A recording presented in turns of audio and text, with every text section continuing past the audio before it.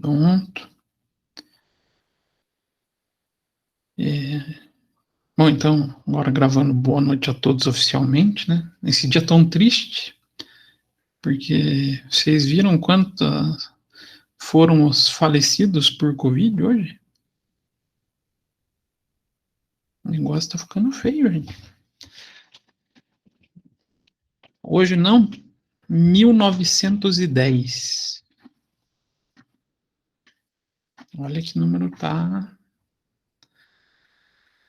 Hoje foi um recorde negativo, infelizmente. E a gente aqui em Curitiba tá bem perigoso. Não sei se vocês acompanharam a situação de hospital. Não achem só que público vai sofrer, hospital público. Dois dos hospitais de ponta que a gente tem em Curitiba não estão aceitando mais paciente, né? Marcelino Champagnat, Nossa Senhora das Graças, não aceita mais paciente Covid. Não tem espaço. Mas, acho que se a gente se cuidar e se chegar a vacina, né? A gente saia dessa espiral negativa que a gente está. Então, acho que já deu tempo do pessoal chegar, né? Então, só reforçando o pessoal que chegou depois que eu comecei a explicar. Hoje, no fim da aula, a gente vai utilizar um aplicativo de celular, mas só consegue jogar quem estiver assistindo a aula no PC. É o programinha Kahoot. Então, a gente vai ter um momento de descontração. Aula passada, a gente estava falando sobre o que mesmo? Esqueci.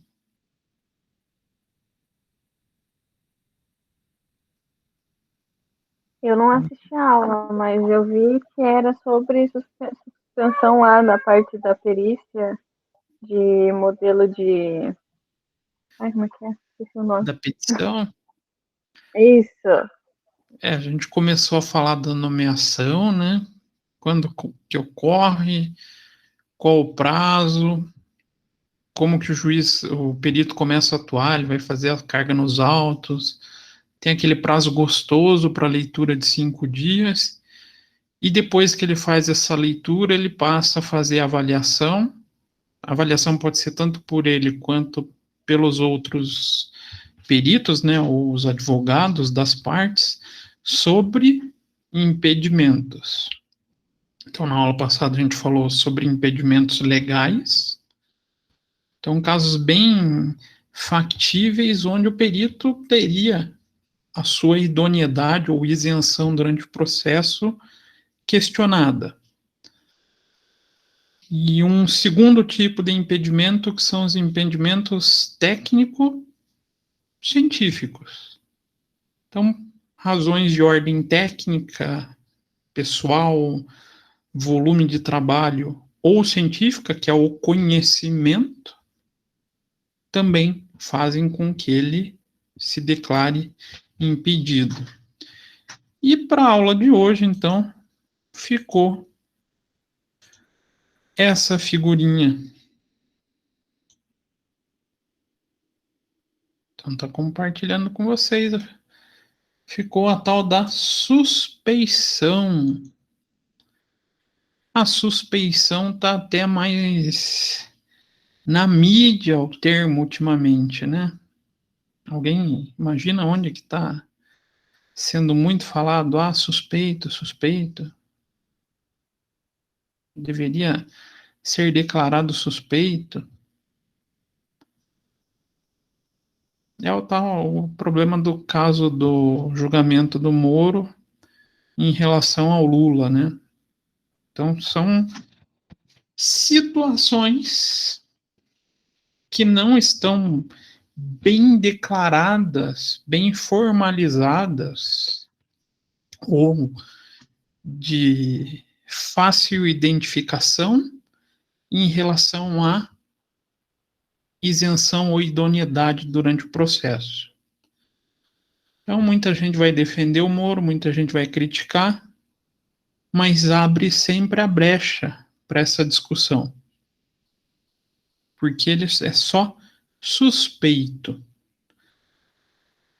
né? Então, o caso de suspeição ele é mais imaterial, vamos falar assim. Então, suspeição são circunstâncias também legais que impedem o perito de executar o trabalho pericial. E ele vai estar lá nos itens 22 a 24, também da NBC PP01. E a gente tem que dar graças a Deus que existe essa parte na NBC-PP. Por quê? Se nós utilizássemos somente o Código de Processo Civil, tudo isso seria muito vago. Porque lá no artigo 467 ele só fala isso. O perito pode-se excusar-se ou ser recusado por impedimento ou suspeição. Parágrafo 1º. O juiz, ao aceitar a escusa ou julgar procedente a impugnação, nomeará novo perito. Então, ele deixa completamente aberto a interpretações. Se a gente dependesse só disso, ficaria muito difícil identificar o que é um impedimento, o que é uma suspeição e como que as partes ou o próprio perito vai trabalhar com isso. Então, a suspeição vai estar nos itens 22 a 24. Então, o perito contador nomeado ou escolhido deve se declarar suspeito quando, após nomeado, contratado ou escolhido, lembrando que a NBCPP ele fala tanto do perito nomeado quanto o perito assistente, que é o caso do contratado, né? Verificar a ocorrência de situações que venham a suscitar suspeição em função da sua imparcialidade ou independência. E dessa maneira, comprometer o resultado do seu trabalho em relação à decisão. Então, a NBCPP 01 ela vem com essa figura da suspeição derivando de um lugar. Isso é uma derivação. Da onde será? Será que é só do Código de Processo Civil? Claro, uma das fontes é o Código de Processo Civil. Mas também do Código de Ética do Profissional Contador. Ué, como assim, professor? Então quer dizer que existem situações que o contador contratado, fugindo da perícia, né, vai, vamos falar assim, indicar-se suspeito? O que vocês acham?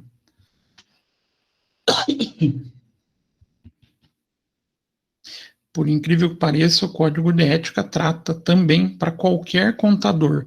Sempre que existir dúvida sobre a sua capacidade ou o seu trabalho, você deve repassar ou transferir o processo a outro profissional. É o famoso entregar a contabilidade para o cliente. Então, também vem do Código de Ética. Então, sempre que tem alguma situação que gere dúvida sobre a sua capacidade, o resultado do seu trabalho, você se declara impedido. Acontece muito na prática, o que vocês acham?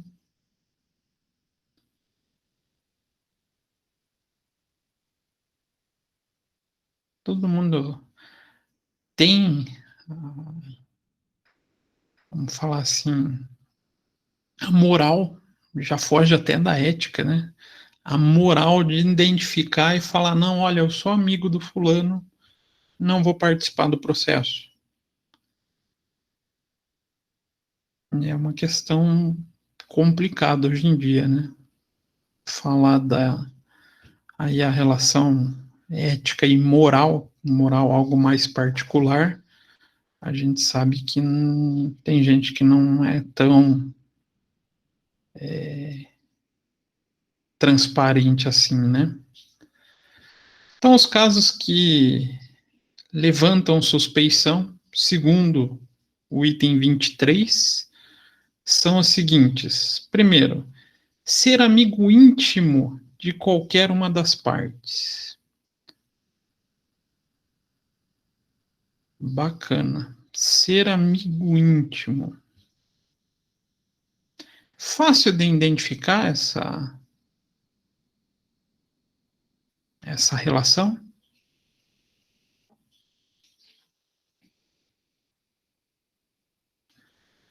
Então, quem geralmente faz essa declaração de suspeição? Quem vai ter facilidade é o perito nomeado. Ah, eu fui nomeado, é uma disputa onde o Lohan é parte, eu sou amigo íntimo dele. Opa, então eu tenho a relação íntima com o Lohan, eu não vou participar do processo. Bacana, eu, como perito nomeado, vou ter facilidade de fazer esse tipo de identificação. Mas e para as partes me apontarem como suspeito? Fica fácil comprovar? A não ser que tenha algo público declarando essas partes, fica muito difícil para as partes mostrarem: olha, o perito que está sendo nomeado é amigo do fulano. Lembrando que as partes vão ter que fundamentar isso no pedido de impedimento ou suspeição. Então, a suspensão para pedido por advogados ou peritos assistentes é algo mais complicadinho de se criar elementos de prova, tá? Então, se eu sou amigo íntimo, não posso participar. Claro, vai gerar dúvida, né? Assim como ser inimigo capital de qualquer uma das partes.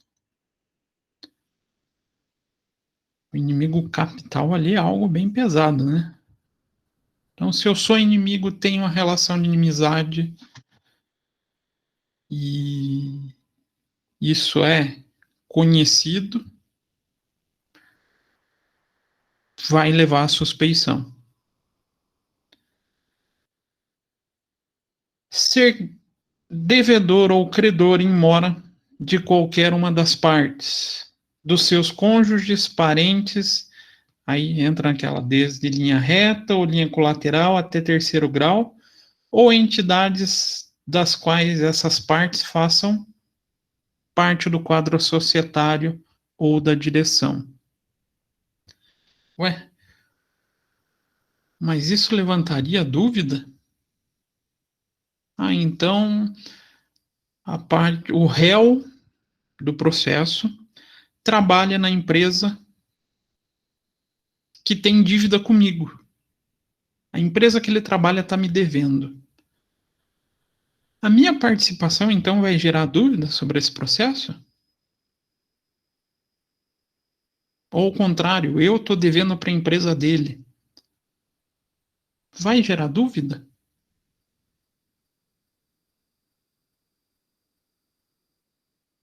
Vocês ficariam com dúvida ou não?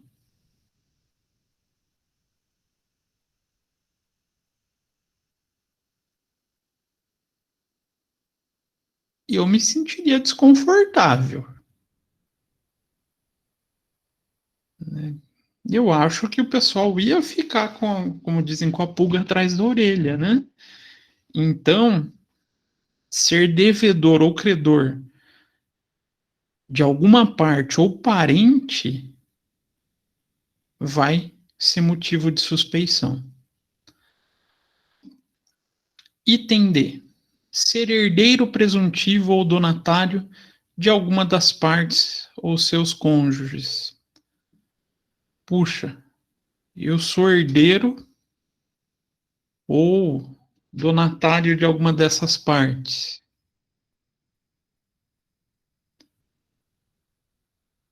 Se eu aceitar essa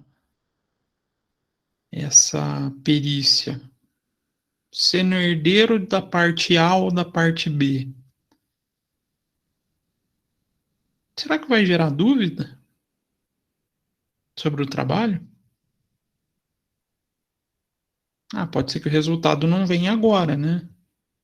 Vamos supor que eu sou herdeiro do autor.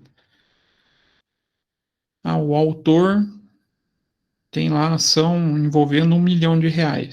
Pode ser que eu não tenha interesse nesse R$ 1 milhão agora. Mas não geraria uma dúvida sobre o interesse futuro dessa herança? Então também entra nesse critério de suspeição.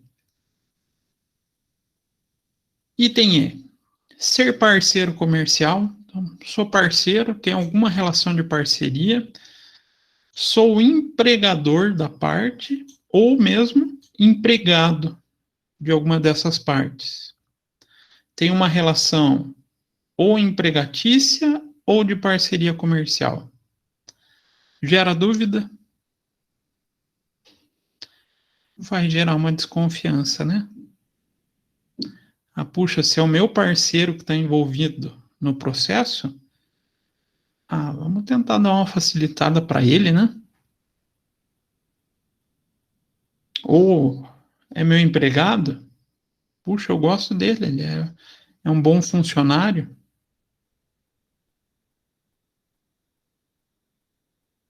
Ah, não, ele é o meu empregador, puxa, ele é o que me garante a renda. Então também levanta a dúvida sobre a idoneidade. Se já passou por processo de aconselhar de alguma forma parte envolvida no litígio acerca do objeto da discussão. Então, supondo vocês estão no escritório de vocês, um belo dia, vem uma pessoa e tira uma determinada dúvida, contrata vocês para um esclarecimento. E, algum tempo depois, essa mesma pessoa entrou com o processo e você foi nomeado nesse processo, como uma pessoa que foi tirar dúvida com você. Também vai gerar dúvida, né? Vai deixar a insegurança no ar. Então, aconselhamento também ou consultoria faz parte da suspeição. Houver qualquer interesse no julgamento da causa em favor de alguma das partes. Aí fica aberto. O que seria um interesse? Eu gostaria porque vai me beneficiar para projetos futuros. A empresa pode me contratar no futuro como consultor. Pode entrar inúmeros interesses. Aqui fica vago até certo ponto. Então, aqui é um critério onde nunca vocês vão conseguir encontrar um apontamento das partes. Esse é o tipo de suspeição onde somente o perito acaba se declarando suspeito. Então, é raríssimo, raríssimo, raríssimo de ver. E, por último, que é um item à parte, o perito pode ainda declarar-se suspeito por motivo íntimo. Eu não quero transparecer o motivo. Pode ser qualquer uma das relações anteriores, mas eu não quero que isso apareça nos autos. eu me declaro suspeito por motivo íntimo. Peço a dispensa do trabalho, aí apontando o motivo íntimo. Puxa, mas será que pode existir isso?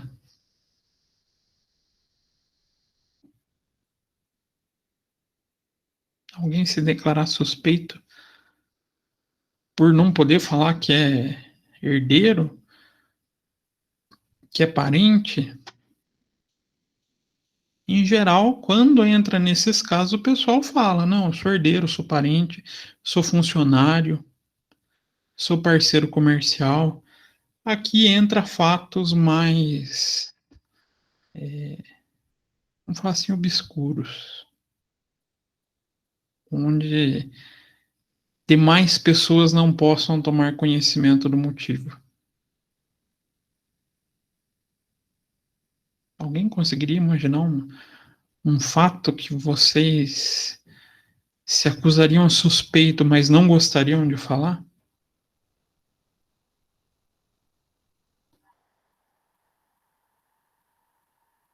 Dá para imaginar?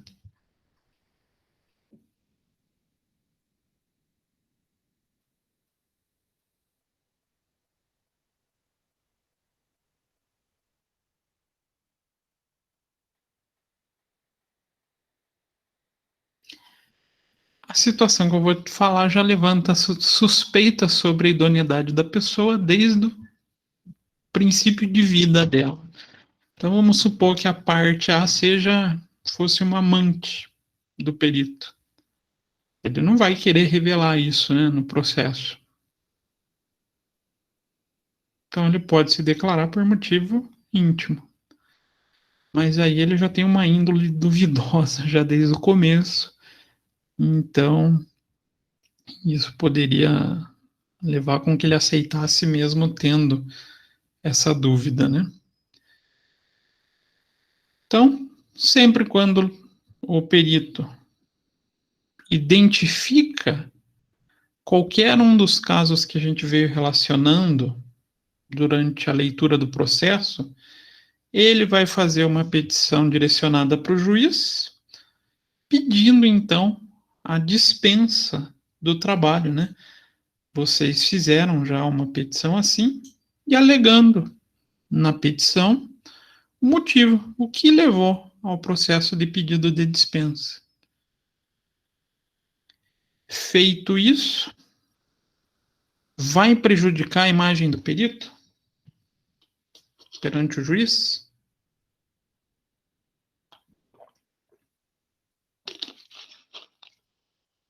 Vocês acham que prejudicaria ou não?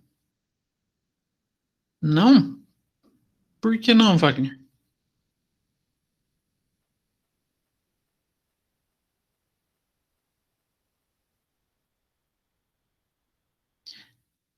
Se alguém chega para vocês e fala que não pode fazer algo, demonstrando a total sinceridade, vocês vão tirar o crédito dessa pessoa ou vão começar a acreditar mais nessa pessoa?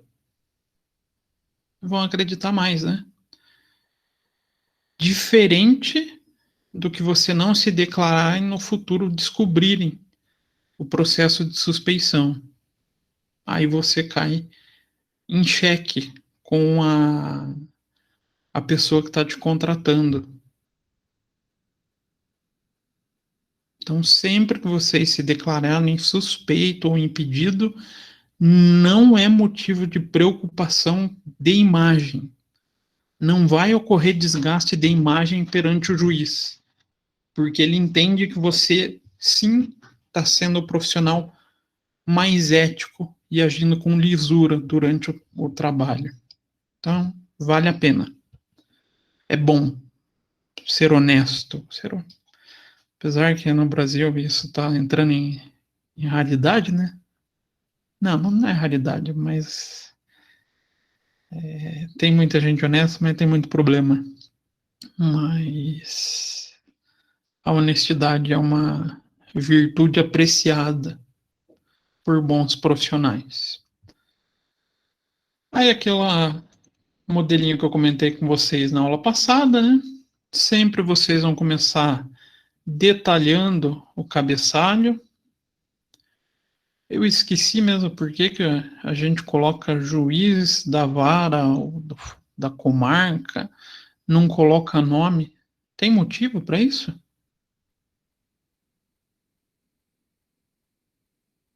Durante um processo, pode trocar o juiz de uma determinada vara? Pode, né? Então, a gente é impessoal ao, ao magistrado. A gente trata de maneira a não nomeá-lo. Identifica qual o número do processo, que tipo de ação é, quem são as partes envolvidas. Aí você vai fazer uma redação, aqui é a parte livre, né? Digamos assim, da petição, onde vocês vão se identificar, colocar sempre as suas qualificações e apontar o porquê vocês estariam impedidos de atuar no processo. Aí vocês vão fazer o pedido de deferimento da dispensa e fazem a finalização com a identificação de vocês. Vamos separar aqui. Essa parte. Opa, passei na linha errada.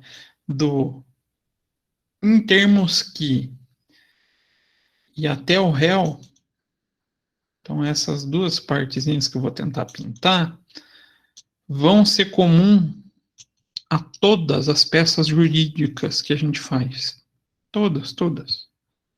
Tudo que a gente vai entregar para o juiz vai seguir esse rito. O que vai mudar é só o corpo da petição. Algumas vão ser mais simples e outras, principalmente uma, vai ser mais complexa. Que daí é o laudo, né? O laudo é o resultado final, então vai exigir uma demanda maior de tanto de redação quanto de explicações e detalhamento. E tudo, como a gente tinha falado, tudo que envolve o perito é relacionado a esse cara. Quesitos. Quem lembram que eu tinha comentado sobre quesito na aula passada? O que leva a gente a pensar um quesito?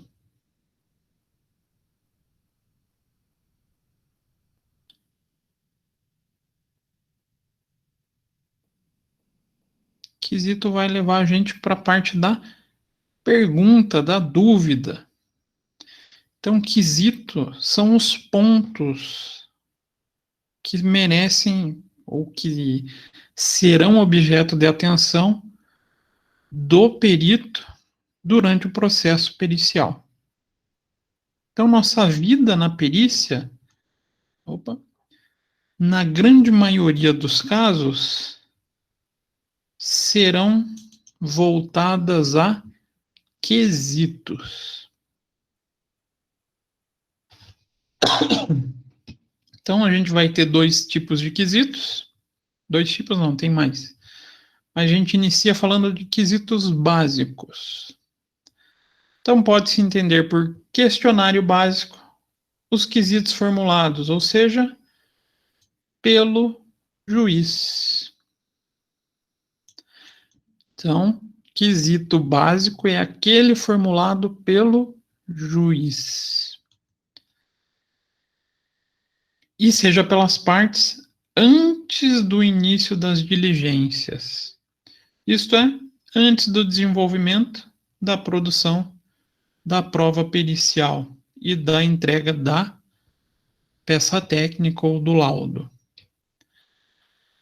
Então, esses quesitos básicos, ou pelas partes, vai ter que passar pelo magistrado. Então, sempre a gente vai ter o envolvimento do magistrado nos quesitos básicos, mas são todas as perguntas que são apresentadas para o perito antes de qualquer início de trabalho. A a gente pode ter quesitos suplementares ou complementares, que ocorrem depois. Mas os principais, apesar de ser chamado de básico, são os apresentados antes do trabalho. Então, são as perguntas de natureza técnica ou científica, naturalmente relacionados aos pontos de controvérsia, que são fixados pelo magistrado ou pelo tribunal arbitrado e que serão respondidas pelo perito. Então pode ficar quesito sem resposta?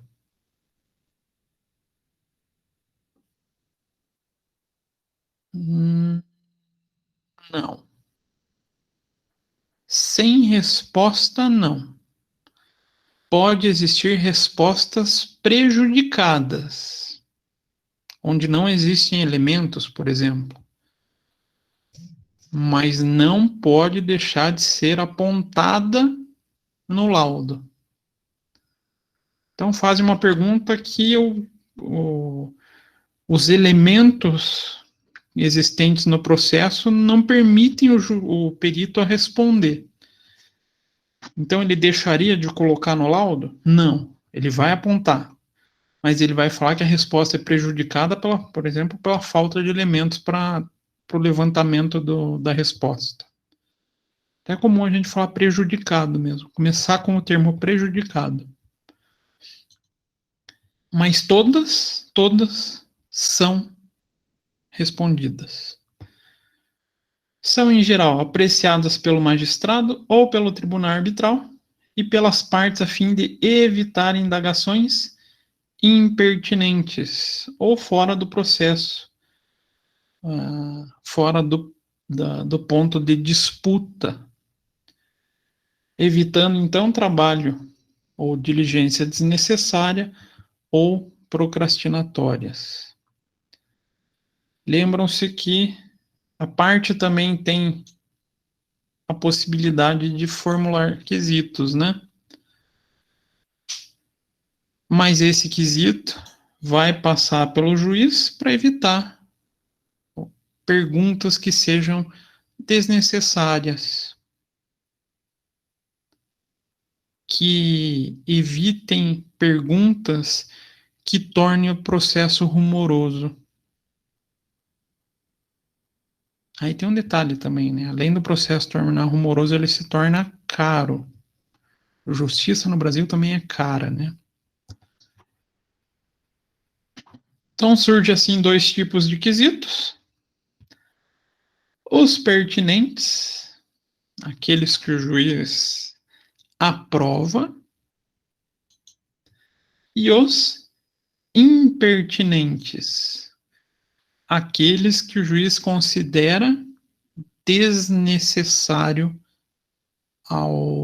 à causa. Então, os têm por objetivo esclarecer questões patrimoniais vinculadas a pontos controvertidos fixados, ou seja, no âmbito da disputa.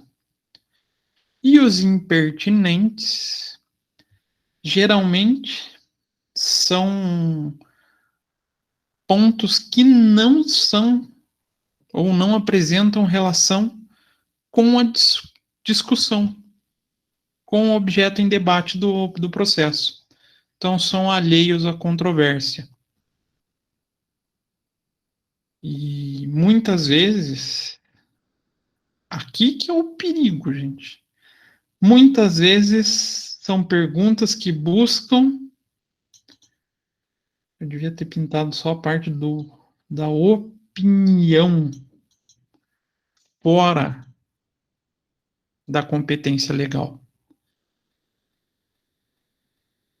Se a pergunta vem direcionada, mesmo que o juiz cometa um erro e deixe ele como um quesito pertinente, mas ele leve a vocês atuantes a expor uma opinião pessoal, vocês mesmos podem declarar a impertinência desse quesito, respondendo que ele é prejudicado por solicitar uma opinião pessoal. Mas será que isso acontece?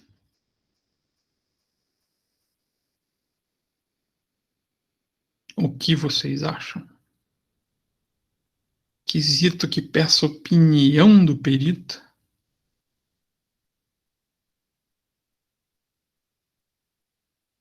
E agora? Acontece, gente. Lembrando, a contratação de perito assistente é uma opção. Nem todo mundo contrata. Ou nem todo mundo tem dinheiro para contratar um perito assistente. E quem tem daí a possibilidade de formular quesito é o advogado. O advogado muitas vezes tende a fazer perguntas que busquem opinião pessoal do juiz. Do juiz não, do perito. Então, se não existe o perito assistente para auxiliar na formulação dos quesitos, a tendência desse tipo de pergunta é maior. O perito assistente ele ajuda um pouco a filtrar esse tipo de quesito. Ah, por que, professor? Por que o assistente vai ajudar a filtrar? Porque ele também vai ter que responder. Ele vai ter que apresentar a sua versão da resposta.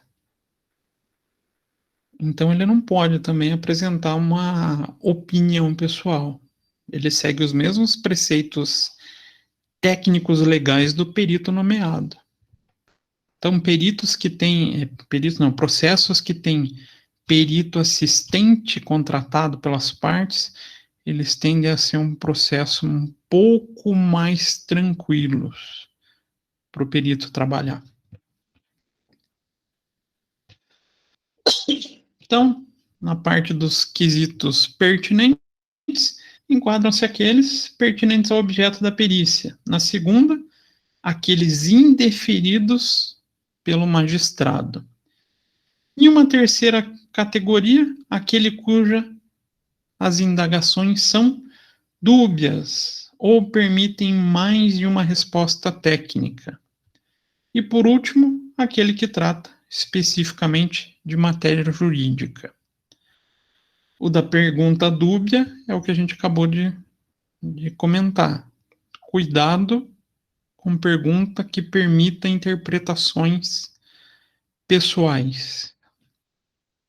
Perito não põe percepções pessoais. Perito põe aplicações técnicas baseadas em normas e procedimentos contábeis, trabalhistas, fiscais. Aí vai depender da área, né? Independente das categorias retroidentificadas, dessas categorias anteriores, todos os quesitos formulados deverão ser respondidos, porém, com resposta adequada a cada uma dessas categorias. Então, trouxe aqui alguns exemplos para vocês. Então, os quesitos a seguir são comumente oferecidos ao advogado das partes, e não necessariamente com o texto que se adota, mas com o mesmo conteúdo. Então, o texto que já se viu reflete a estratégia do estilo de cada advogado. Então, vamos lá. Primeiro quesito. Os livros empresariais do autor estão revestidos das formalidades legais, extrínsecas e intrínsecas, de modo a merecer fé deste juízo? É uma pergunta que pede interpretação do juiz, do juiz não, do perito? Ou ele vai analisar o livro se está de acordo com a lei ou não? Esse é um tipo de quesito pertinente. Ele só está perguntando se os livros estão seguindo a legalidade. Então, resposta Pode ser sim ou não, né? Vai depender. Sim, os livros empresariais compulsados pela perícia do período objeto da lide foram aqueles especificados no anexo 1. Anexo 1 é aquele material que a gente vai anexar ao laudo. Então, a gente, além de fazer a redação do laudo, a gente coloca os elementos que levaram à nossa resposta. Aonde que a gente vai pegar material para fazer esse anexo 1? Lembram que eu falei do papel de trabalho na aula passada? Desse material. O material que a gente separou referente, no caso aqui, seria os livros. Os mesmos contêm as formalidades legais, extrínsecas e intrínsecas, sendo, portanto, merecedoras de fé em juízo. Aqui o perito emitiu uma opinião ou ele emitiu uma constatação? Teve alguma opinião dele nesse processo? Nessa resposta? Ou ele simplesmente respondeu, olha, o livro que eu busquei, ou que eu fiz a diligência do período solicitado, segue as normas. Ele só constatou. É o tipo de pergunta que seria ideal e o tipo de resposta esperada pelo juízo. Outra situação que pode agradar ou desagradar o juiz. Preciso me estender muito nessas respostas? O que vocês acham?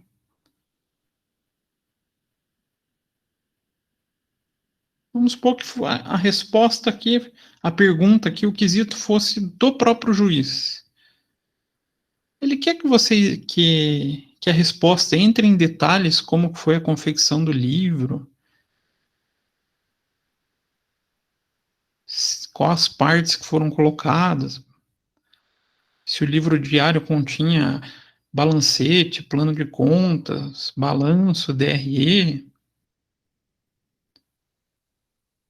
que daria para encher uma boa linguiça aqui, não dá?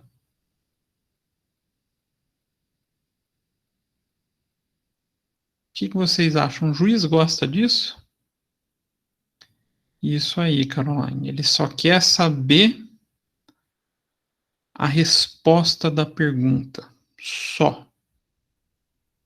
Então, evitar ao máximo respostas, vamos falar assim, extensas com conteúdo desnecessários. Resposta de perito é muito objetiva. Se o juiz quer saber só se está dentro das normas e merece fé, é isso que ele quer como resposta. Se merece fé, se está dentro da norma ou não. Então, muito cuidado nessa formulação. Então, o quesito indagava sobre livro sem especificar o período. Já a resposta científica positivamente os livros do período da lide. Isso é o que interessa a perícia, mesmo porque, se eventuais livros fora do período não contivessem formalidade legal, não importava. Então, não tem o condão de prejudicar a resposta. Então, vamos supor que a disputa judicial que envolve esses livros fosse entre 2019 e 2020. E todos os livros até 2008 estão todos errados. Importa?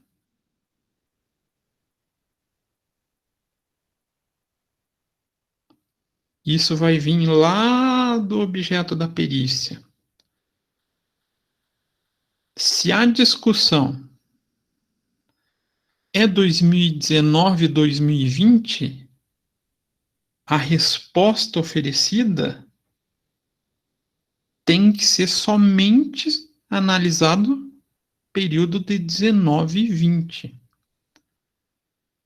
O que foi anterior não tem relação com o processo, não faz parte da necessidade da resposta. Opa. Então, poderia oferecer resposta negativa, caso a resposta ali fosse que o livro não tivesse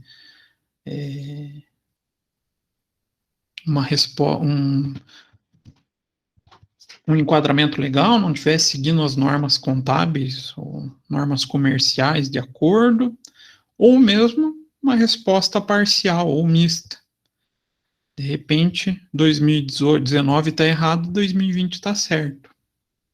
Então, o perito apontaria, ó, 2019 apresenta problema é esse, de acordo com o anexo 2, por exemplo, poderia colocar em um segundo anexo, e 2020 está correto e merece fé. Então, possibilidade de resposta vai depender do material analisado, né? Então, esse é um exemplo de quesito pertinente e que merece atenção na resposta. Merece atenção que eu digo, você vai responder trazendo todo o elemento técnico-científico para ajudar o juiz. Então, como o magistrado e as partes podem formular quesitos, é usual o perito deparar-se com quesitos deferidos envolvendo questões semelhantes ou até idênticas. Será que então eu preciso ficar respondendo 2 vezes a mesma pergunta?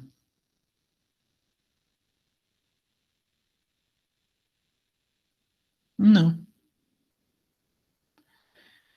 Entende-se que seja necessário, sem prejuízo à produção da prova pericial, desnecessário ficar repetindo a resposta. Ah, então a gente não vai colocar ela no laudo? Vai colocar. Normal, responde todos os quesitos. Mas o que a gente coloca? A indicação que foi respondido no quesito anterior tal. Então, oferece a resposta ao quesito, primeiramente proposto, que aparece por primeiro. Então, por exemplo, no quesito oferecido pela ré, com o mesmo contexto pode-se oferecer a seguinte resposta. Então, uma autora e o réu fizeram a mesma pergunta. Vou responder o conteúdo, vamos supor que fosse essa pergunta dos livros. Vou responder a que aparecer por primeiro, no caso aqui no exemplo a autora, e a ré eu vou apenas indicar que já foi respondido. Então a gente colocaria algo mais ou menos assim. Presente quesito aborda o mesmo conteúdo do quesito número X da série da autora. Por isso, a perícia pede vênia de se reportar a resposta oferecida naquele quesito. Então a gente só está falando, ó, a pergunta é a mesma, a resposta vai ser a mesma. Então a gente pede para que seja observada a resposta do quesito número X.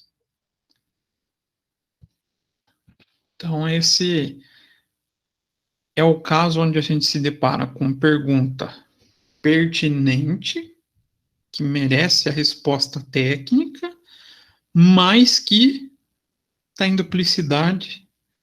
Então, para evitar trabalho desnecessário, a gente aponta onde o juiz vai encontrar a resposta, onde a gente já colocou o embasamento para a resposta. Alguns quesitos, embora pertinentes, poderão ter sua resposta prejudicada em face de constatações da perícia. Ah, faltou elemento, faltou documento, os elementos estavam com demasiado grau de inconfiabilidade. Então, um exemplo. Qual o percentual de lucro admitido e praticado no mercado de produtos químicos cipados?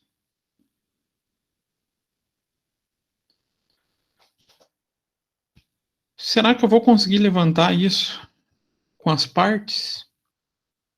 Ah, eu vou lá na parte, vou pegar livro fiscal, livro contábil.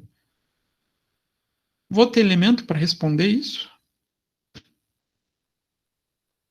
Não vou. Não vou também fazer uma pesquisa de mercado para responder esse quesito. Então, o que a gente faz? Prejudicada a resposta ao presente quesito. Visto que os preços dos produtos objeto da lide, à época dos fatos, não eram cipados. A requerente apenas encaminhava ao Conselho Interministerial de Preços a lista de preços que iria praticar, como pode ser observado nos documentos, número tal, tal, tal, número 1, 2, 3, ou no anexo 1, 2, 3, aí vai depender. Então, de repente, a gente não tem elemento para responder. Vou deixar sem resposta? Não. Vou apontar que eu não tenho resposta, porque eu não tenho embasamento para isso. Puxa, mas isso me prejudica? Será que o juiz vai gostar de ler isso?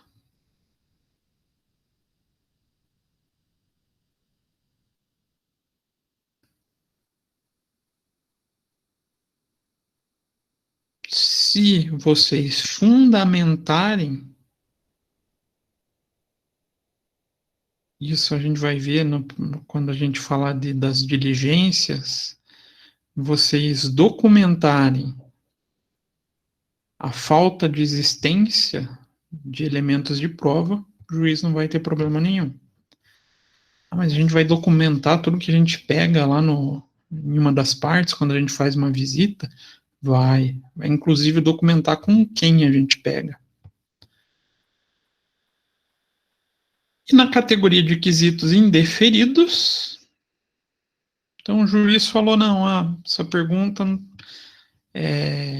não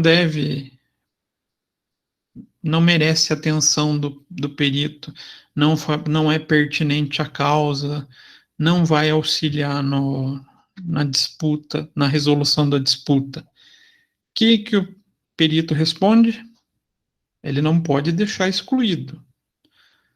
Ele só vai responder prejudicada a resposta ao quesito, pois o mesmo foi indeferido pelo meritíssimo juízo, conforme despacho de folhas. Ele vai indicar no processo aonde que está o indeferimento do quesito. Pode ter várias respostas assim? Pode. Se tiver várias perguntas indeferidas, a gente vai simplesmente elencar elas, falando, prejudicado porque o juiz indeferiu. Então, eu respondo o quesito? Respondo com uma resposta indicando indeferimento. Só isso. O perito não pode se abster de resposta. Se abster, que eu digo deixar sem colocar no seu laudo. A única coisa é que quando acontecer isso, ele vai indicar que foi indeferido. Assim como tem o caso onde ele não encontra elementos para a resposta, né? Aí já na categoria de quesitos dúbios, ou que permitem mais de uma resposta, a melhor técnica de resposta é oferecer o conteúdo utilizando-se da condicional se. Então, a utilização do texto na forma condicional evita que o perito seja acusado de estar oferecendo resposta tendenciosa ou de estar pré-julgando a matéria de lide, sem prejuízo a buscar orientação junto ao juiz. Então, na verdade, essa categoria de quesito denuncia quase sempre a sagacidade do formulador. O que seria essa sagacidade do formulador? Aqui vem bem da tentativa do advogado mesmo. Muitos dos peritos que a gente encontra, dos peritos de renome, são advogados também, né? E o que é essa sagacidade quando se formula um quesito? É você tentar de maneira técnica, induzir a resposta do perito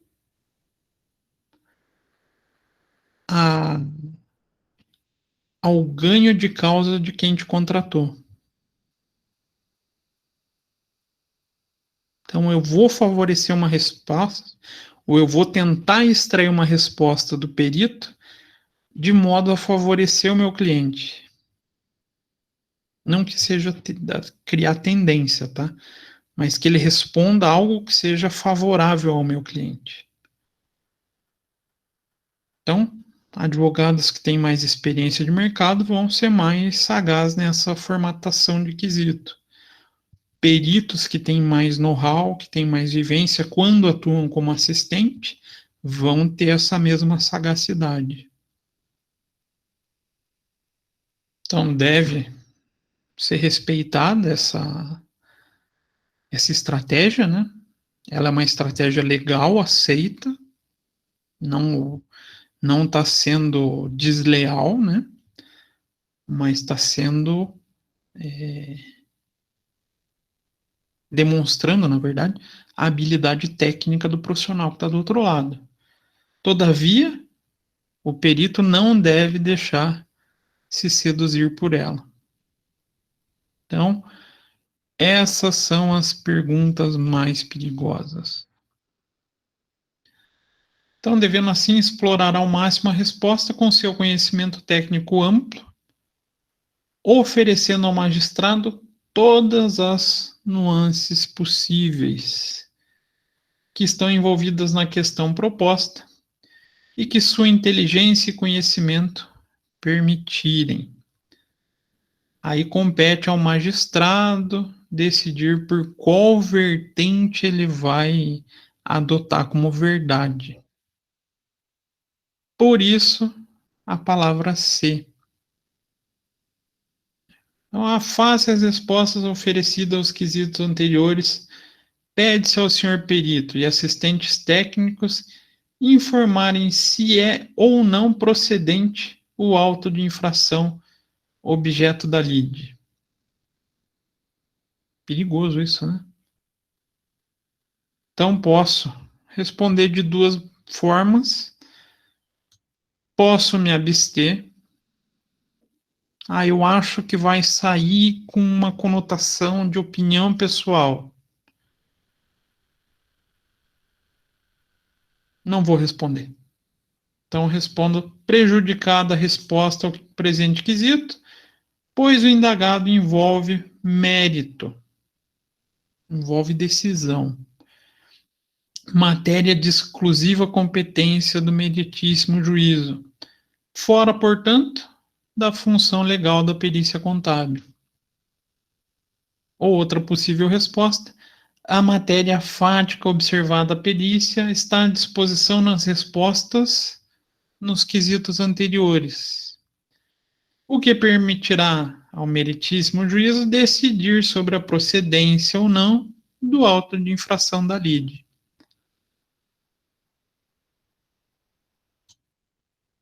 É um quesito que tenta seduzir o perito. Então, vocês estão já nas últimas respostas de todo um processo pericial. Chega uma resposta dessa, é tentador você responder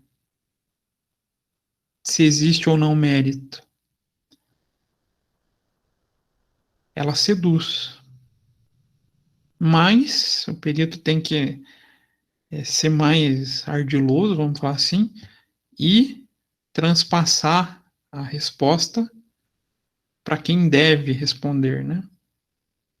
Então, não emito opinião. Quem dá opinião sobre o processo é o juiz. Ele tem esse poder. O perito tem, no máximo, constatações. A gente responde se existe ou não existe, se está certo, se está errado, ou calcula valores, mas não emite opinião. Muito cuidado com isso. Então, muito cuidado deve ser dispensado ao quesito, que são introduzidos com o texto tipo, não é verdade que esse texto introdutório vem carregado de intenção subliminar de provocar a assertiva positiva, que nem sempre a verdade dos fatos dá guarida, tem garantia. Portanto, uma resposta plenamente correta pressupõe uma leitura competente dos quesitos formulados.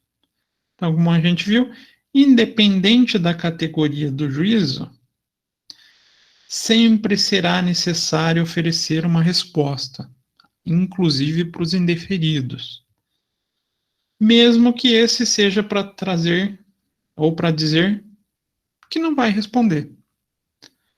Nenhum quesito ficará sem resposta, mesmo que seja naquele caso, prejudicado devido à falta de documentação XYZ ou a falta de acesso a tal elemento. Então, mesmo que seja para falar que vocês não conseguiram achar a resposta. E também é inadmissível em qualquer laudo resposta somente sim ou não. Perito não trabalha só com sim ou não. Perito trabalha com embasamento técnico-científico. Posso começar com um sim ou não, explicando depois, ou embasando, o meu sim ou o meu não. Tem que ter a aplicação técnica. Então, o conhecimento técnico legal para poder oferecer a resposta. Então, tanto respostas positivas quanto negativas sempre serão circunstanciadas. Ou seja, há que oferecer sempre as razões técnicas que vão dar suporte a essa resposta. Também é recomendável não oferecer respostas longas demais, que a gente estava discutindo agora há pouco, né? Sob pena do leitor perder-se em sua leitura. Os extremos, ou seja, respostas telegráficas muito extensas ou muito curtinha, telegráfica, né? Devem ser excluídas das práticas periciais contábeis. O texto de resposta de perito considerado um bom perito é um texto preciso e conciso. Então, responde de maneira clara e objetiva.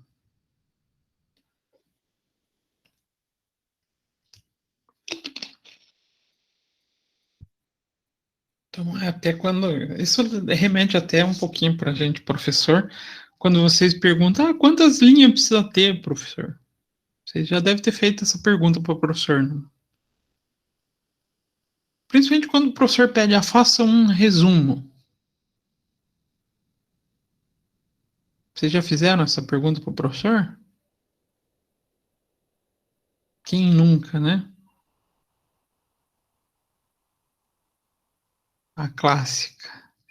Gente, a ideia, quando a gente pede as coisas, não é ter uma quantidade de linha. A ideia é ter uma resposta de acordo com aquilo que a gente pediu. Então, dentro da perícia, funciona exatamente nesse padrão. Então, o juiz perguntou um determinado fato, a gente se atenta a responder da maneira mais clara e simples possível, mas com embasamento. Um embasamento para evitar até ser questionado. Porque, claro, o laudo ele pode ser objeto de questionamento. Então, alguém pode pedir o indeferimento, inclusive, do laudo. E lembrando, quando o laudo não serve para responder, o perito não recebe seus honorários, tá?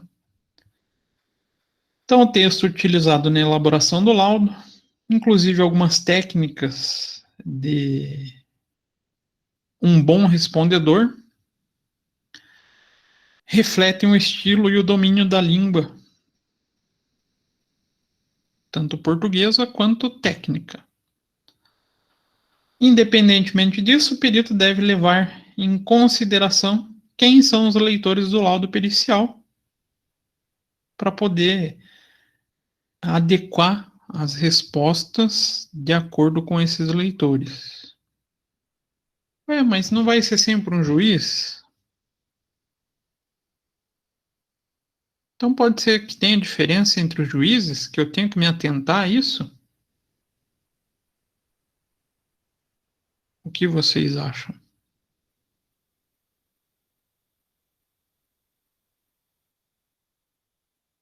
Tem juiz que tem mais conhecimento da área contábil? Será que tem?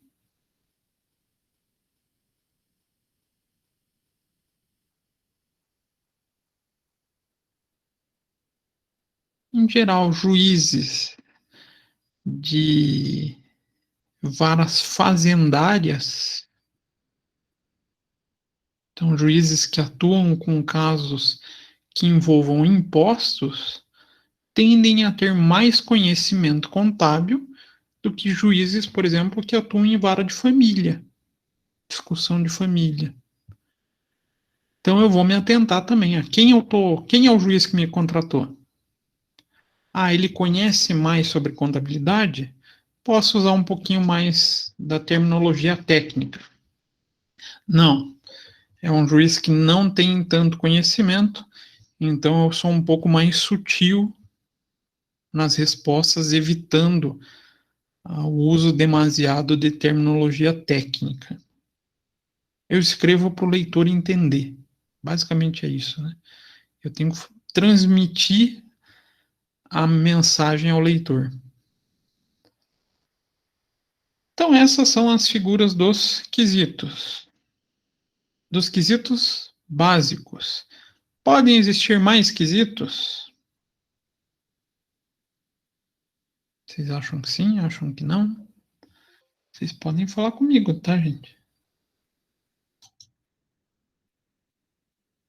Sim, quesitos suplementares.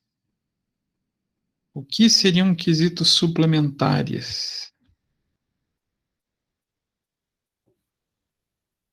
São todos os quesitos que visam esclarecer lacunas que os quesitos básicos deixaram. A gente vai entender mais quando a gente chegar na perícia complementar. Às vezes a gente pode ter mais de uma perícia dentro do mesmo processo. Então a gente tem a perícia principal, onde a gente responde os quesitos básicos, mas ficou dúvidas. O juiz pode pedir esclarecimento. Então, muitas vezes esse esclarecimento pode ser oral durante uma audiência.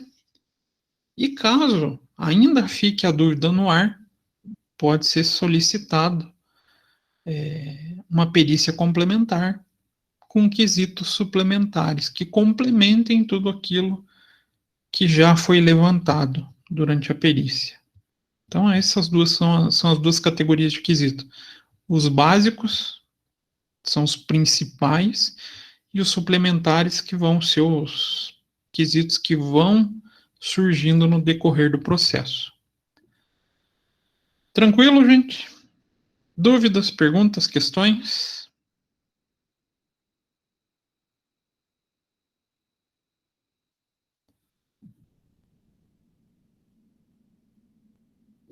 Certeza que está tudo certo? Então, vamos ver se vocês estão mesmo tudo certo. Quem já baixou o Kahoot?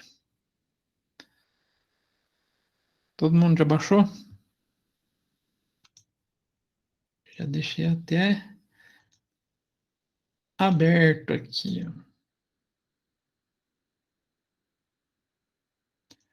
Deixa eu abrir ele aqui. Deixa eu tirar daqui antes vocês vejam.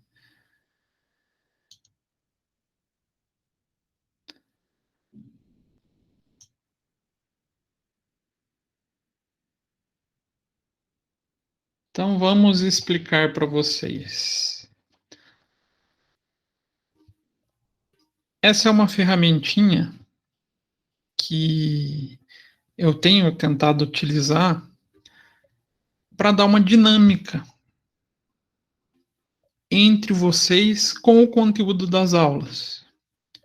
Então, o pessoal que está assistindo a aula no PC pode pegar o celular se quiser participar, tá? Isso não vale nota, isso é mais para diversão mesmo. E baixar esse programinha, Kahoot. Ele vai ter a maior cara de programa infantil, mas vocês vão entrar em um questionário específico. Então, vou deixar quem quiser participar e ainda não baixou, baixar no aplicativo. Como que vai funcionar? Eu acho que eu montei 10 ou 11 perguntas. Na verdade, não são perguntas, são situações que eu coloquei para vocês, onde vocês vão apontar se é um impedimento, se é um impedimento técnico, ou se a situação que eu apontei é um impedimento legal, se é uma suspeição ou é um processo que eu posso atuar. Então, vocês vão responder, no celular de vocês vai aparecer só os botãozinhos das respostas. Vocês vão olhar a pergunta na tela do computador, né? Na que eu estou compartilhando com vocês. E o mais legal, vai criando um ranking entre vocês. Então, como que pontua? Claro, primeiro quem acertar. E claro que precisa de um desempate, né? Quem acertar mais rápido, marca mais pontos. Então, é uma competição de quem acerta mais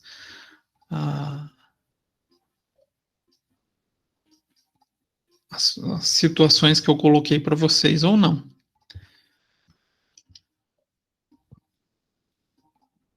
Então, já temos 2 logados. Quem for tendo dificuldade, vai me avisando, vai perguntando. Vocês podem abrir o microfone agora para falar comigo.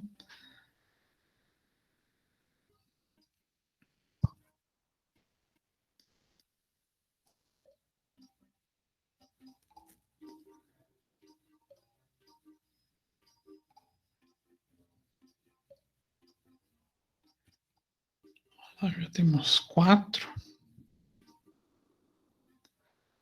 5 agora.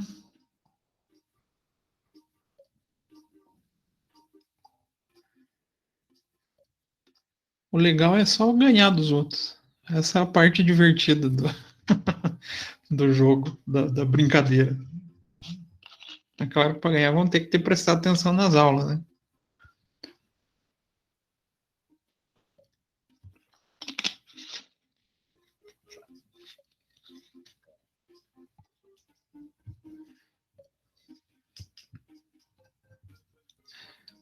Alguém não está conseguindo? Alguém está tendo dificuldade?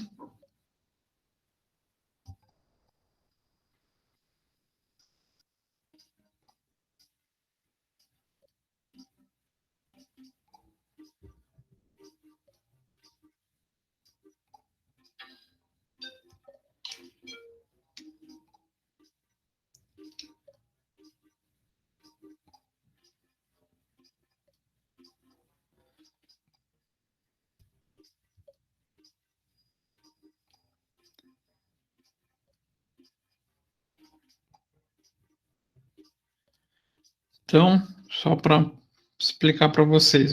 Eu baixei agora, professor. Vai pedir para vocês, lá aparece 4 opções, vocês marcam como aluno.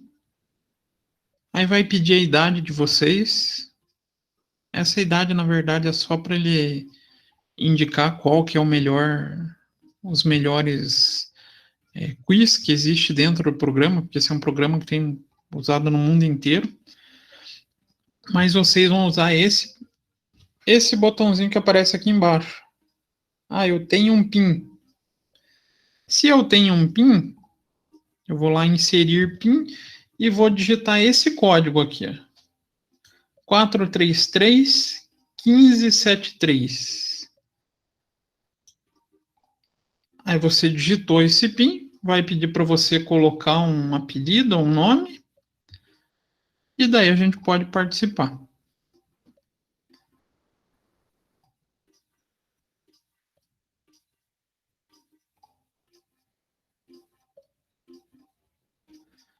Pronto, pronto. Todos conseguiram? Quem quer participar?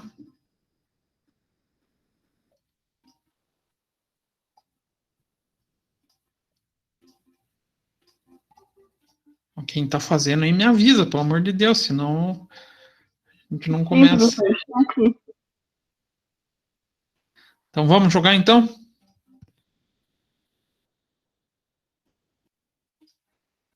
Vamos lá, então. Então vamos. Ninguém se opôs.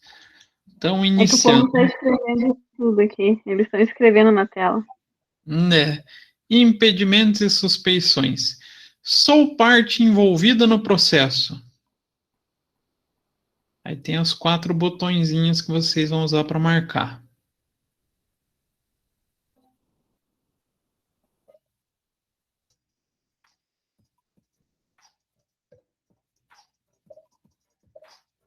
Essa era fácil, hein?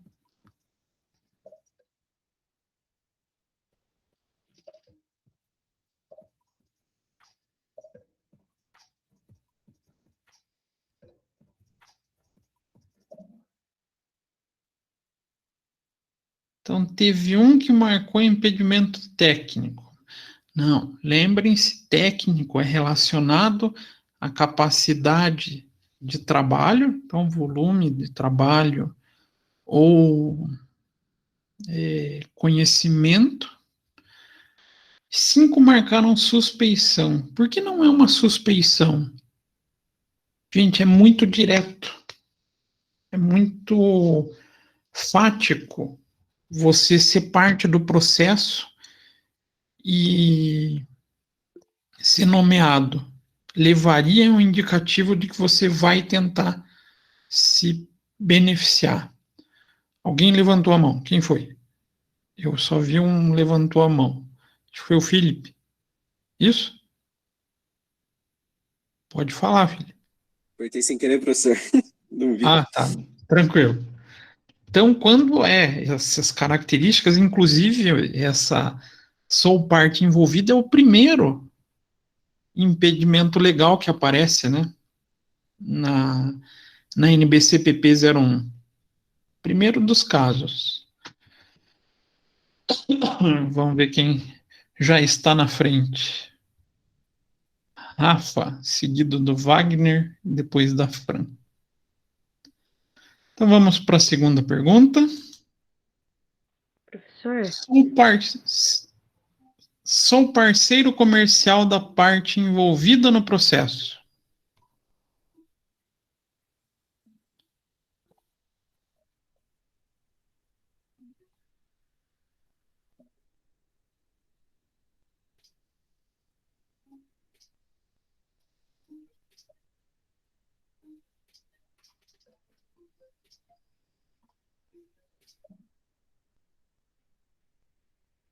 Colocaram 4 como impedimento legal. Não. Aqui a gente está falando de suspeição. A parceria comercial não necessariamente indicaria a possibilidade de benefício ou não. Levaria, digamos assim, eu teria dificuldade em circunstanciar esse benefício. Sempre quando existir o processo, vai gerar dúvidas, levanta dúvida sobre a minha resposta, a gente está falando de suspeição. Então, se eu sou parceiro, eu sou suspeito, mas não necessariamente impedido. Franciele tinha levantado a mão? É que eu não estava conseguindo ver aqui o quiz aqui pelo computador. Tá diferente. Tá diferente? Uhum. Que estranho. Não Ah, aparece as perguntas. Aparece só só os as cores. botões. É, É por isso que eu falei, o ideal é jogar no celular. Que daí vocês acompanham a minha tela com a pergunta e já respondem no celular. Mas eu vou lendo rapidinho, dá para ir respondendo. Então vamos ver como é que ficou a pontuação. Ó, o Lucas passou a galera, hein? Oh, o pessoal que acertou a primeira, a maioria errou a segunda, hein? Então vamos para a terceira. Estou com um acúmulo de processos e sem pessoal para atender o prazo.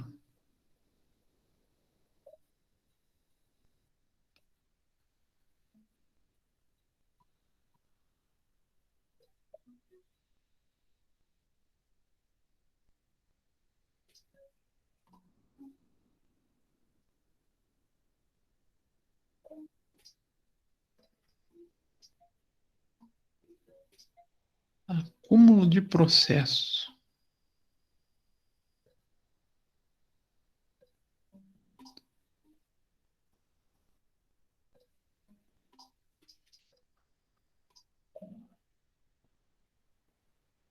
Agora estão começando a pegar o jeito. Então, acúmulo de processo vem da característica técnica do profissional, né? Meu escritório não tem uma quantidade pessoal tão grande, ou já tem um número grande de processos, não tenho nada que me impediria de pegar, mas eu não vou conseguir atender o prazo. Então, eu não tenho capacidade técnica. Técnico, então, remete a gente a, a figura não organizacional. Organizacional no sentido de empresa, né? Minha empresa já não consegue atender a demanda. Então, impedimento técnico.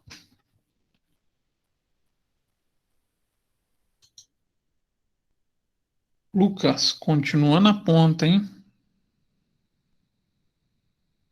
A Caroline deu uma subida aqui.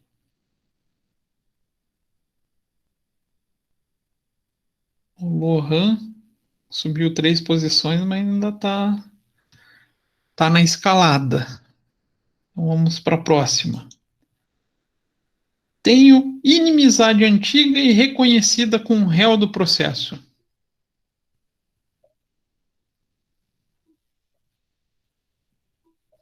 Então sou o inimigo dele.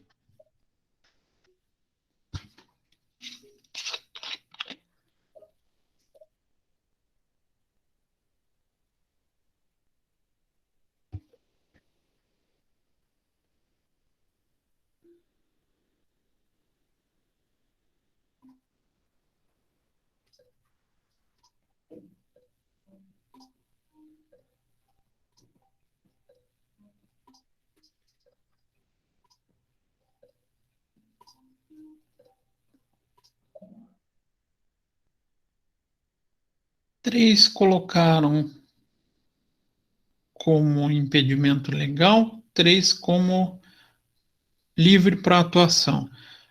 Se eu tenho inimizade com um réu do processo, vai ficar estranho eu poder atuar, né?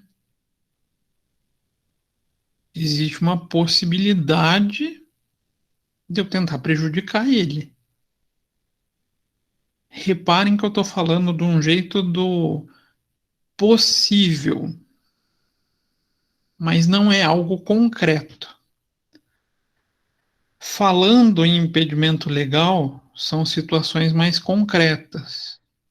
Ah, eu sou parente, eu sou funcionário, eu tenho, fui contador dessa pessoa, situações concretas. Inimizade é algo meio subjetivo, às vezes até difícil de provar, né? Ah, aquela pessoa é inimiga da outra pessoa. Trouxe para a subjetividade, vem para o caso de suspeição. A pessoa passa a ser suspeita na atuação. Não necessariamente ele irá prejudicar, mas vai, como diz, levantar a dúvida, né? Então, suspeição. Felipe, passou o Lucas. Agora deu uma embolada boa, hein? Wagner, Caroline, Lucas e o Felipe agora estão ali pau a pau. Então, próxima pergunta. Sou professor universitário com contrato de apenas 20 horas e sem dedicação exclusiva. Ah, esse eu falei na aula passada.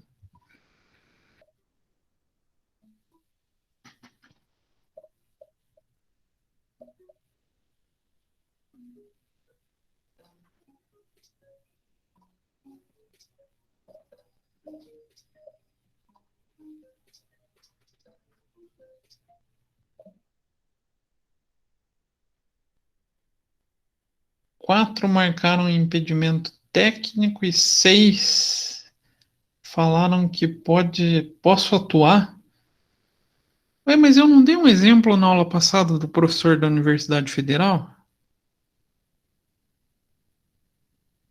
Professor, não, quando tem dedicação exclusiva, pode atuar? Ou qualquer servidor público, na verdade, com carga de 40 horas, já é considerado dedicação exclusiva, não pode atuar. Caso ele seja apenas 20 horas, ele pode atuar. Ah, mas ele é 40 horas. Ele é suspeito ou é impedido? Nesse caso, é impedido legalmente, porque ele tem um vínculo de trabalho que impossibilita ele de atuar.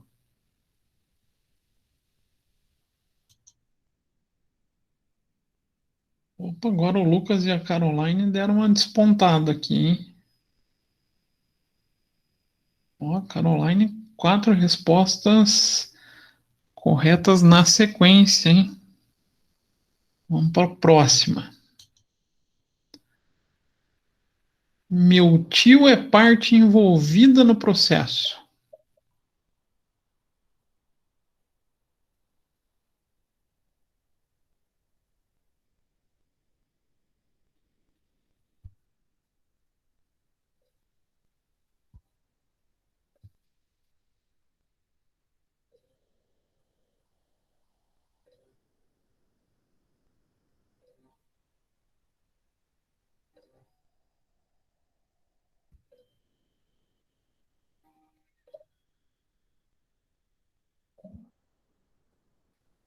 Impedimento legal? É isso mesmo? Parentesco.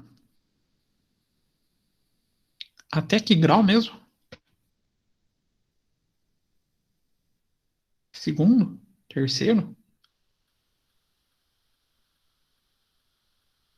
Até terceiro grau, seja em linha ascendente ou colateral, a gente tem esse parentesco, a gente é impedido legalmente de atuar no processo.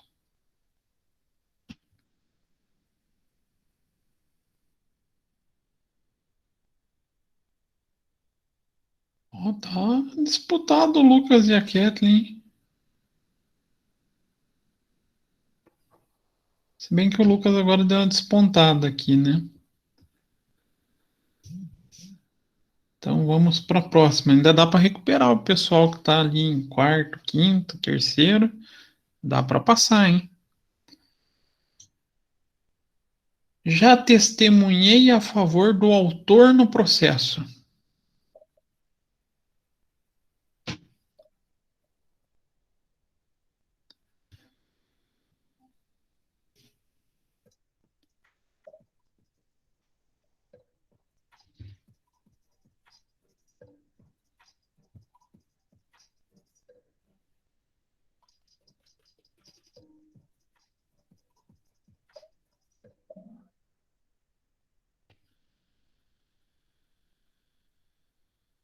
Lembrando, não é impedimento técnico-científico. Técnico-científico é relacionado ou ao conhecimento ou à capacidade de atender a demanda, mas também não posso atuar. Agora, é uma suspeição ou um impedimento? Sempre quando a gente testemunha, indiferente de que parte seja, a gente já está impedido legalmente de atuar nesse processo. E esse é o impedimento mais fácil da gente conseguir, porque vai estar no próprio auto. Então, o perito foi nomeado, ele não se declarou impedido. Eu, como advogado da parte, eu derrubo ele facinho, porque eu apresento ele. Olha, ele testemunhou, está na folha tal do auto. Então, ele não pode atuar.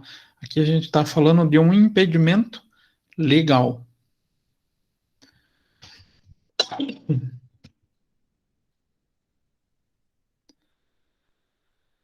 Opa, Caroline já correu atrás do Lucas de volta. Tá disputado ali, hein?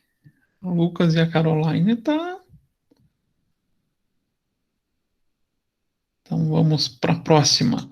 Temos o tema da perícia não é minha especialidade técnica. Essa é muito fácil.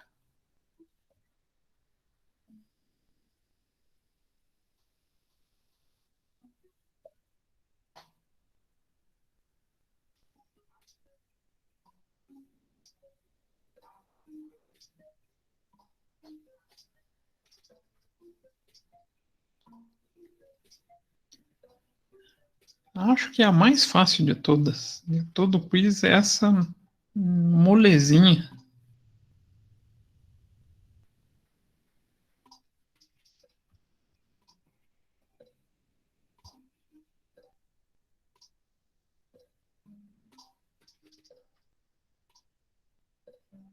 Falta alguém responder.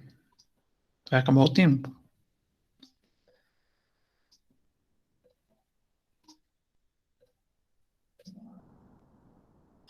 Essa tá todo mundo esperto, né?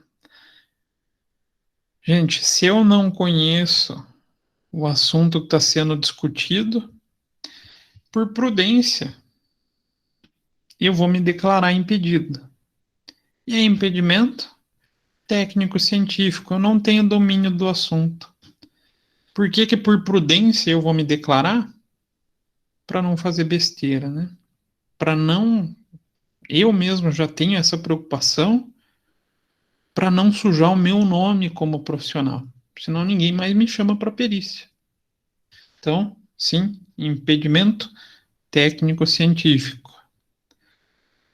Vamos para a penúltima. Aí os dois aqui estão disputando. A Kathleen tem que torcer para um deles, para eles darem uma escorregada. Aí a briga vai ficar bonita, hein? Então vamos para a próxima. Tem uma dívida não paga com o réu do processo. Estou devendo para ele.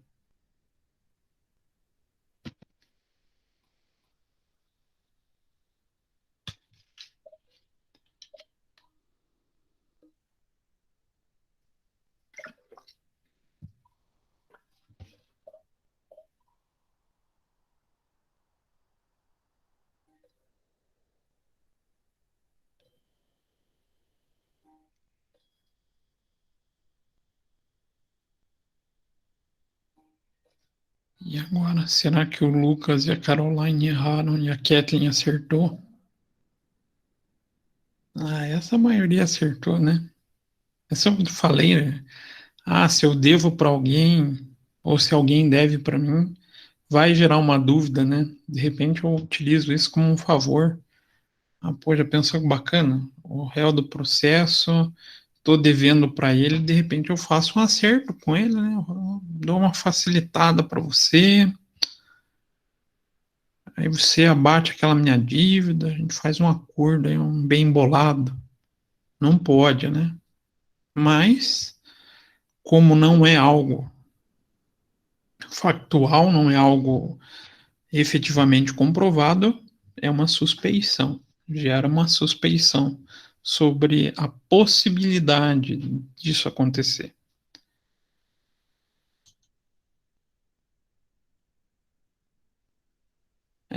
A disputa acho que ficou entre o Lucas e a Caroline, hein?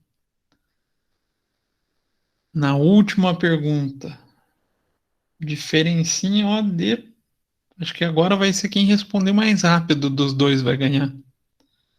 Então vamos para a última. Tenho motivos pessoais e íntimos que me impedem de participar do processo.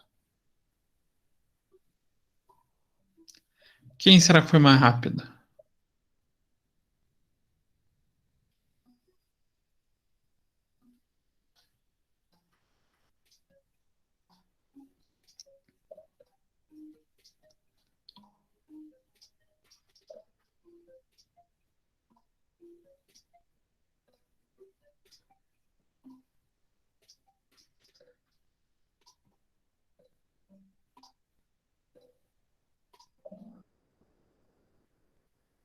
Então, realmente, não é um impedimento legal, mas sim uma suspeição. Algo que eu não quero declarar. Lembra que eu falei do exemplo? Ah, eu tenho uma amante que é parte do processo. Obviamente, eu não vou colocar isso no alto. Então, eu falo que eu me declaro suspeito por um motivo íntimo. Sempre que for motivo íntimo que eu não queira revelar, vai se enquadrar em suspeição. Vamos ver quem ganhou. A Caroline passou na última pergunta. Acho que o Lucas até saiu. Acho que eu vi ele saindo até. Acho que ele ficou com raiva. Vamos ver se ele tá ali. Lucas, você está aí? Ah, não, tá ali ainda. Achei que tinha saído. Acho que tinha caído rapidinho. Perdeu por pouquinho, hein? Para de tacar fogo? Não, mas essa é a graça. A diversão do Kahoot é botar fogo nos alunos mesmo. Para prestar atenção na aula e ganhar do outro. O que vocês acharam da experiência de virar? Deve ser sempre melhor. É verdade, Lohan. E na última ainda, hein? Nossa, na última é tipo assim, fazer aquele gol aos 48 do segundo tempo, quando tá 1-1. Faz outra. É um brinquedinho legal, né? Nessa disciplina dá pra gente brincar mais. Próxima aula só game. Não, mas uma maneira divertida da gente colocar em prática aquilo que a gente viu durante o conteúdo. Então eu vou fazer mais vezes isso para vocês, não se preocupem. Então, Caroline ganhou de virada. Então, pessoal, acho que encerramos essa nossa aula hoje, tentando deixar mais descontraído. Essa semana eu deixei mais uma atividadezinha para vocês, onde vocês vão se colocar na posição de perito assistente ou de advogado. Vocês vão montar perguntas. Eu coloquei então uma situação de disputa judicial. Então lá vai ter Não vai ser o caso inteiro, né? Não seria uma peça para vocês lerem, mas eu coloquei um fato de disputa. E vocês vão ler lá, tem indicação de quem vocês vão tentar atuar. E vão montar perguntas visando respostas do perito para tentar favorecer o cliente de vocês, que levem as respostas ao ganho de causa do cliente de vocês. Então, nada mais é do que um exercício de formulação de questões. Bem tranquilo, não depende um pouco da criatividade de vocês. Lembrando lá daquela situação que eu comentei com vocês, da experiência, conforme a gente vai montando o quesito, a gente vai montando de maneira mais perspicaz para trazer o resultado para o nosso lado. Então, vocês vão ter o primeiro contato com esse processo de montar perguntas. Beleza, gente? Beleza, professor. Então tá. Fiquei feliz que vocês gostaram da brincadeira. Na próxima aula eu já tento montar mais um. Pelo menos, se não na próxima, nas próximas a gente ainda vai trazer mais desse quiz para vocês poderem descontrair um pouquinho depois da matéria que é densa, né? Então, nos vemos semana que vem, se tudo permitir, né? E desejo para vocês um bom finzinho de semana e um bom descanso nessa noite um pouquinho mais fria, boa para dormir, né? Hoje tá bom para dormir. Então sintam-se dispensados para descansar.